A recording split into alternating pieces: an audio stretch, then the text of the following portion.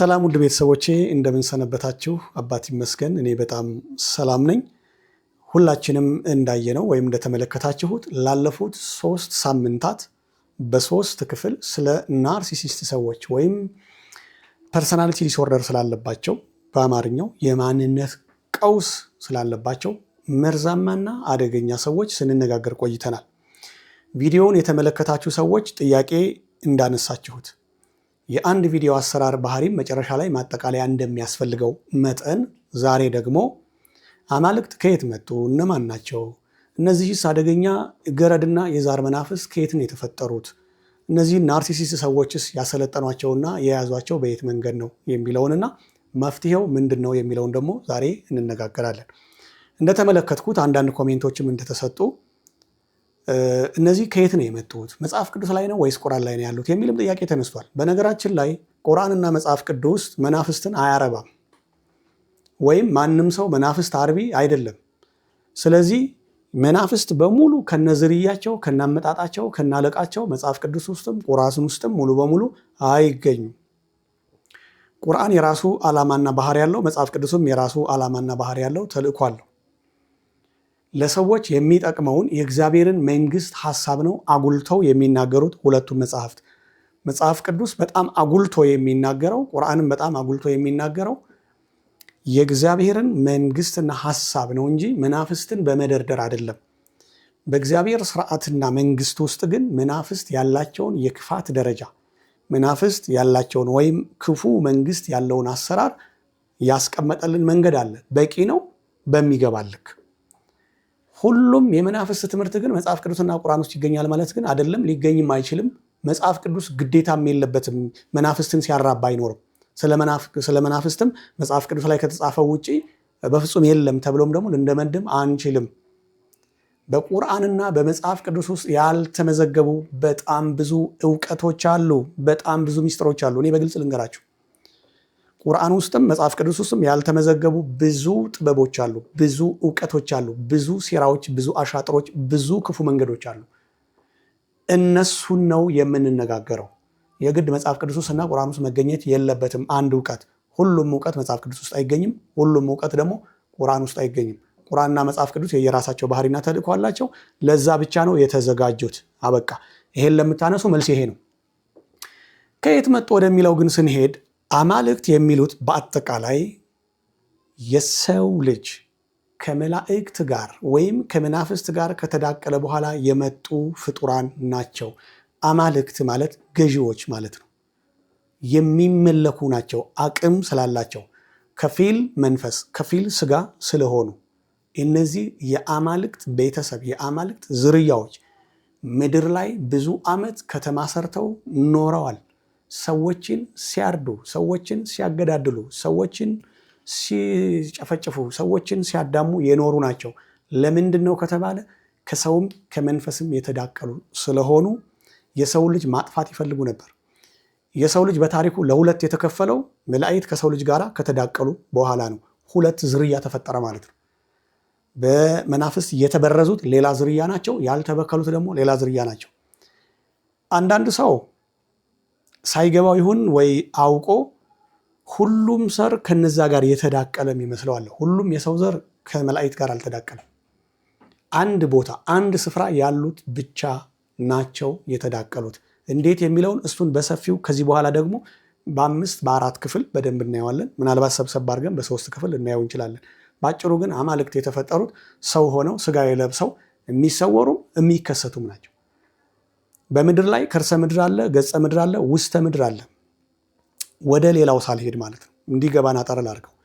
በውስተ ምድር ይኖሩ የነበሩ ናቸው አማልክት። የሰውን ስጋ ስለለበሱ የጦር አዛዥም ነበሩ፣ ነጋዴዎችም ነበሩ፣ ፈራጆችም ነበሩ፣ ሀገረ ገዢዎችም ነበሩ፣ ንግስታትም ነበሩ። እነዚህ ከመላእክት የተደቀሉት ሰዎች በጣም ኃያላን ነበሩ። ለምድር ትልልቅ ጥበብን የሚያመጡ በጣም ድብልቅልቅን የሚያመጡ እነሱ ናቸው። አልተፈቀደላቸውም የእግዚአብሔር ኪዳን ስላለ እንጂ ከምድር ላይ ሰዎችን ጥርግ አድርገው አጥፍተው መኖር ይፈልጉ ነበር። የባቢሎን መፍረስና የባቢሎናውያን ቋንቋ መደበላለቅም ከዚህ ጋር የተያያዘ ነው። እሱም በደንብ ነግራቸዋለሁ። ብዙ ሰው ባቢሎን ድሮ የድሮ የነበረች ከተማ የሆኑ ጥበበኛ ሰዎች ሊሰሩ ብለው ወደ ሰማይ ሲያሳድጉ የእግዚአብሔርን ዙፋን ሊነጥቁ ብለው አፈራረሰባቸው ምናምን ብሎ እንዲህ በትንሿ ያወራታል መጽሐፍ ቅዱስ ላይ የተቀመጠችዋን ብቻ። ግን እንደዛ አይደለም። ባቢሎን የአማልክት ልዩ ቅኝት ናት። በጣም አደገኛ ቦታ ናት። ባቢሎን ግንብ አይደለችም። ባቢሎን መንፈስ ናት። ባቢሎን ግዙፍ የሆነች የአማልክት ከተማ፣ የእግዚአብሔርን አሰራርና ዙፋን መሬት ላይ ለማምጣት የተሞከረበት መንገድ ነው። ስለ ባቢሎን በደንብ ነግራቸዋለሁ። በ2 ክፍል አዘጋጅቸዋለሁ። ባቢሎንን ፋርስ ምድር የነበረች በሩቅ ምስራቅ ያለች ዝም ብላ ከተማ የነበረች የድሮ የፈረሰ ምናምን ብላችሁ ከድንጋይ ጋር እንዳታያይዙ። ባቢሎን የድንጋይ ቁልል አይደለችም። ባቢሎን ሰዎችን ለመዋጥ የእግዚአብሔርን መንግስት ለመንጠቅ የተዘጋጀች መንፈስ ናት። ስፒሪት ነው። ባቢሎን ግንብ አይደለም። በሌላ ጊዜ እናወራበታለን። ከዛ በኋላ ነው አማልክት የተፈጠሩት።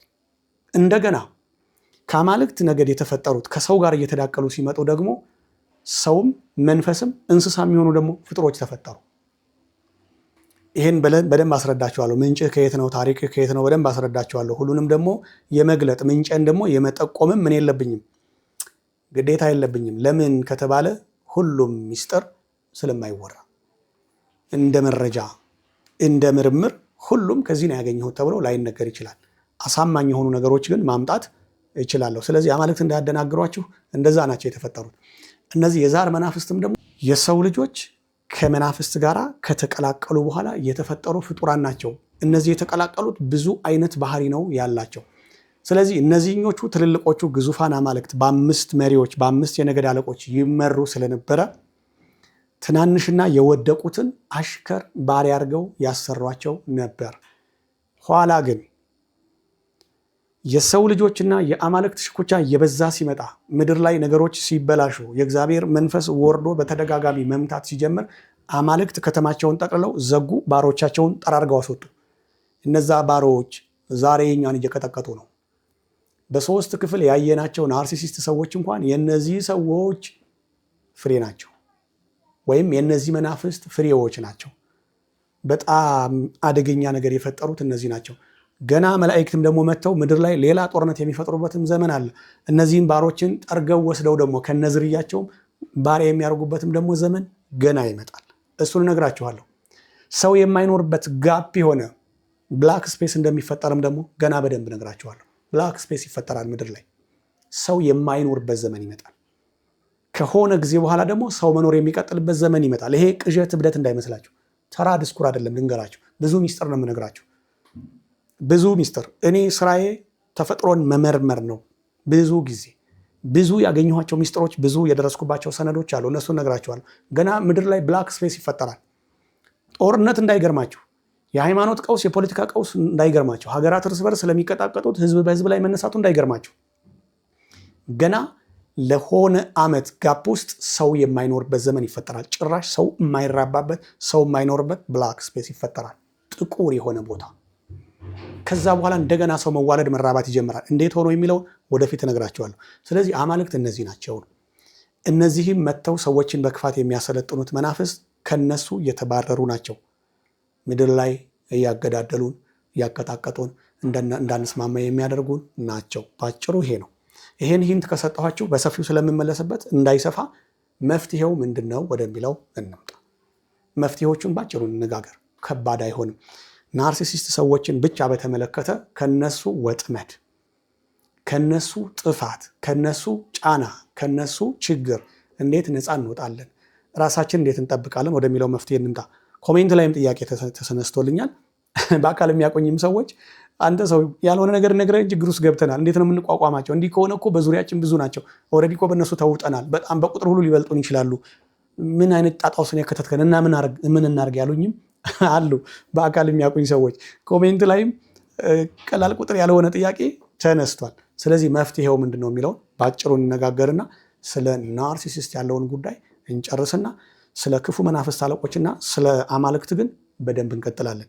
ስለ እግዚአብሔር ኃያል ክንድና በምድርና በሰማይ ስላለውም ጠንካራ ኪዳን እንነጋገራለን። ሰው እስከሆን ድረስ የምንፈራው አይኖርም። ለምን? እኛ ከመለኮት አብራክ የመጣን የእግዚአብሔር የእጁ ድንቅ ስራዎች ስለሆን። ሴራዎችንና ክፋቶችን ግን አካሄዳቸውንና ምድር ላይ ያለውን ብጥብጥ ግን በሰማይ ያለውን ተስፋ ኪዳንና በምድር ያለውን ትርምስ ግን ማወቅ ይኖርብናል። ወደ መፍትሄው እንግባ። አንድና የመጀመሪያው እነዚህን ናርሲሲስት ሰዎች በሶስት መንገድ ገልጬ ነግሬያችኋለሁ። እነሱን ማወቅ ነው። የመጀመሪያው መፍትሄ እነሱን በደንብ ማወቅ ነው።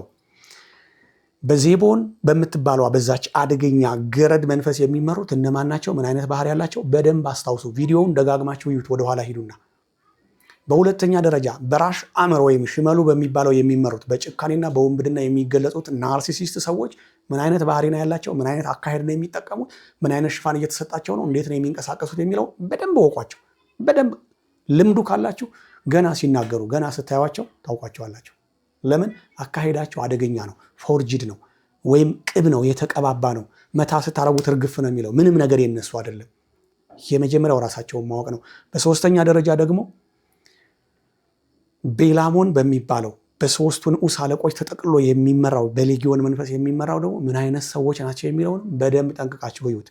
ከዚህ በኋላ አንዳንድ ነገሮች ሲፈጠሩ ዝም ብሎ አጋጣሚ የተፈጠረ ወይ ደግሞ ተራ የሰው ብልግና ነው ብላችሁ እንዳታስቡ። በእነዚህ አደገኛ ሶስት የመናፍስት አለቆች ስልጠና የተሰጣቸው ሰዎች የሚከውኑት እንደሆነ በደንብ እወቋቸው። አንዱ መፍትሄ ይሄ ነው። በደንብ ለይታችሁ እወቋቸው። ልምምድ አድርጉ። ሁለተኛው ምንም አማራጭ የሌለው አቻና ወደር የሌለው ተቀዳሚም ተከታይ የሌለው ትልቁ መፍትሄ በእግዚአብሔር ዕውቀትና በእግዚአብሔር መንፈስ መጠንከር ነው። አንድ የሰራሁት ቪዲዮ አለ የሐዋርያት ሥራ ምዕራፍ 8 ላይ እዛ ከተማ ውስጥ ያለውን አደገኛው ጠንቋይ ወይም የከተማይቱ ጠንቋይ በሚል የሰራሁት አለ። ሲሞን እዛች ከተማ ላይ ነግሶ የነበረው ለምን እንደሆነ ታውቃላችሁ? ይሄን ያህል አዋቂ ሆኖ ከተማይቱን ህዝቡን አሸንፎ አይደለም፣ የእግዚአብሔር መንፈስ በሌለው ህዝብ መሃል ስለተገኘ ነው። ስለዚህ የትኛውንም ምድር ላይ ያለን ክፋት፣ የትኛውንም የሰዎች አደገኛ አካሄድ ቆልፋችሁ በቁጥጥራችሁ ስር የምታውሉበት ወይም ነቅላችሁ የምትጥሉት በሰላማዊ ሰልፍ አይደለም፣ በኮሚቴ ምናምን በመደራጀት አይደለም፣ ኮማንዶ በማሰለፍ በጦርነት አይደለም። በእግዚአብሔር ዕውቀትና መንፈስ ነው ክፉ ነገርን መንቀል የምትችሉት። ናርሲሲስት ሰዎችን ለመቋቋም ሁለተኛውና ትልቁ መፍትሄ የእግዚአብሔር ዕውቀትና መንፈስ ይኖራቸው። በእግዚአብሔር መንፈስ ተሞሉ። የእግዚአብሔር ዕውቀት ይኖራቸው። ሰዎች ስለነገሯችሁ ብቻ እግዚአብሔር ሰዎች የነገሯችሁ ነው ብቻ ነው ማለት ደግሞ አይደለም። ሰዎች ስለ እግዚአብሔር መረጃ ሊነግሩን ይችላሉ። የነገሩን ግን እሱ ራሱ እግዚአብሔር አይደለም። እግዚአብሔርን የምንረዳው በመንፈሱ ብቻ ነው። እግዚአብሔር እኛን የሚያሰለጥነውን በመንፈሱ ነው። ወደ ከፍታም የሚያሳድገን በመንፈሱ ነው። ስለዚህ የእግዚአብሔር ዕውቀት ይግባል። እግዚአብሔር ማን ነው? እግዚአብሔር ምን እያደረገ ነው? እግዚአብሔር በእኔ ላይ ያለው ፍቃድ ምንድን ነው የሚለውን የእግዚአብሔርን ኃይል ማወቅና መንፈሱን ማዳበርና መለማመድ ያስፈልጋል። ያለበለዚያ ልንገራችሁ፣ የእግዚአብሔር መንፈስ በሌለው ህዝብ ላይ ደንቆሮ ሰው አምላክ ይሆናል። ይህን እንዳትረሱ። ናርሲሲስት ሰዎች የሚሰለጥኑብን በጣም ተራብተውና በዝተውም በቁጥጥር ስር እየዋሉንና በጣም እየጎዱን ያለው ለምን እንደው ታውቃላችሁ? ሰዎች የእግዚአብሔር ዕውቀት የላቸው። ሰዎች የሳይንስ ዕውቀት አላቸው። ሰዎች በጣም ብዙ ነገር ያውቃሉ። ሰዎች ግን የእግዚአብሔር ዕውቀት የላቸው። ሰው የእግዚአብሔር ዕውቀት ሲኖረው ዕለት ዕለት በአዳዲስ የጥበብ መዝገብ ውስጥ መኖር ይጀምራል። ስለዚህ የትኛውም ማኒፑሌሽን ምን ያደርገውም ማለት ነው? አይጎዳውም ወይም አያገኘውም ማለት ነው። የትኛውም የሰዎች ተራ ቁጥጥር፣ የትኛውም የኮንትሮል ሲስተም ወይም የቁጥጥር ስርዓት ሰዎችን ሊገዛቸው አይችልም። ለምን ከተባለ የእግዚአብሔርን መንፈስ ማንም ቁጥጥር ሊያደርግበት ስለማይችል። ስለዚህ እግዚአብሔርን በማያውቅ ህዝብ ላይ፣ የእግዚአብሔር ዕውቀትና መንፈስ በሌለው ህዝብ ላይ ደንቆሮ ሰነፍ ሰዎች አምላክ ይሆናሉ። ይህን እወቁ። የመጀመሪያው መፍትሄ እግዚአብሔርን በደንብ እወቁ። እግዚአብሔርን አባቴ ነው በሉ። በአባታችሁ መንፈስና በአባታችሁ ዕውቀት ሁልጊዜ እንደ ልጅ እደጉ። ሁልጊዜ እንደ ልጅ ተመላለሱ። እግዚአብሔር ልዑል ያደርጋችኋል። ልዑል የንጉሥ ልጅ ነው። ንጉሥ የልዑል አባት ነው። ልዑል የአባቱን ዙፋን ወራሽ ስለሆነ ሁልጊዜ የሚፈራ ነው። በእርግጠኝነት ለንጉሱ የሚገዛና የሚገብር የአገሪቷ ህዝብ ሁሉ የንጉሱ ልጅ አይዳፈርም። ለምን? ነገ ወራሽ ስለሆነ ቀንበርም እንዳያከብድባቸው ነው። የንጉሱ ልጅ መንካትም የሚጭረውን እሳትና የሚያመጣውን መዘዝ ስለሚያውቁ ነው። በተመሳሳይ ክፉ መናፍስት፣ ምድር ላይ ያለ ክፉ አሰራር የእግዚአብሔር የሆኑትን መንካት ምን እንደሚያመጣ ስለሚያውቅ አይዳፍራችሁም። ትልቁ መፍትሄ የእግዚአብሔር ዕውቀት ይኖራችሁ። እግዚአብሔርን አባቴ በሉት። እንደ አባት ኑሩ። ዝም ብሎ እንደ ሃይማኖት ስብስብ አይደለም። እንደ ልጅ በእምነታችሁ ውስጥ በየትኛውም እምነቱ ነው። ክርስትናም ቢሆን ይሁዲ፣ እስልምናም ቢሆን ባዕሂ ወይም ሌላ እግዚአብሔርን እናውቃለን የምትሉ ሁላችሁም እግዚአብሔር አባቴ ነው ብላችሁ እመኑ። የአባትነቱን መንፈስ ይሰጣችኋል። በልጅነት ሉዓላዊነት ደግሞ ተከብራችሁ ትኖራላችሁ። ሁለተኛው መፍትሄ ነው፣ ሌላ የለም። ቢጎዷችሁ እንኳን አሳልፎ አይሰጣችሁም። ሲሞክሩም ደግሞ አይሳካላቸውም። ናርሲሲስት ሰዎችን የምታደቋቸው ነቅላችሁ የምጥሏቸው የእግዚአብሔር እውቀትና መንፈስ ሲኖራችሁ ነው። 2 ሶስተኛው መፍትሄ ሮንግ ማፕ ወይም የተሳሳተ ካርታን መጠቀም ልመዱ። ይህን ቪዲዮ ሰርቻለሁ፣ ወደኋላ ሂዱና እዩት።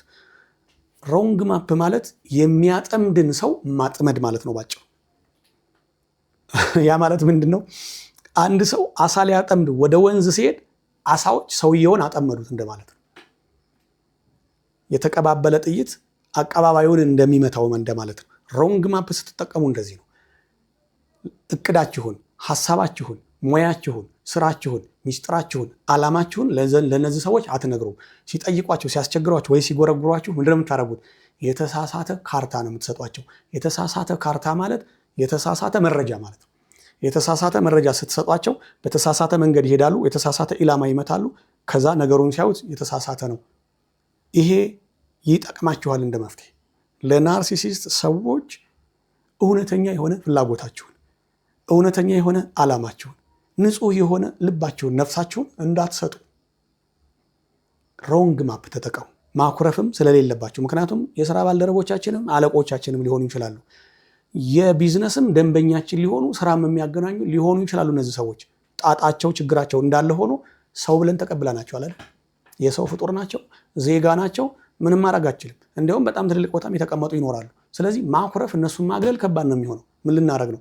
ተቆራርፈን ሌላ ብጥብጥ ነው የሚፈጠረው። እያንዳንዳችንም ደግሞ ነቢያት አይደለንም ወይም መንፈስ አይደለንም፣ መልአክ አይደለንም።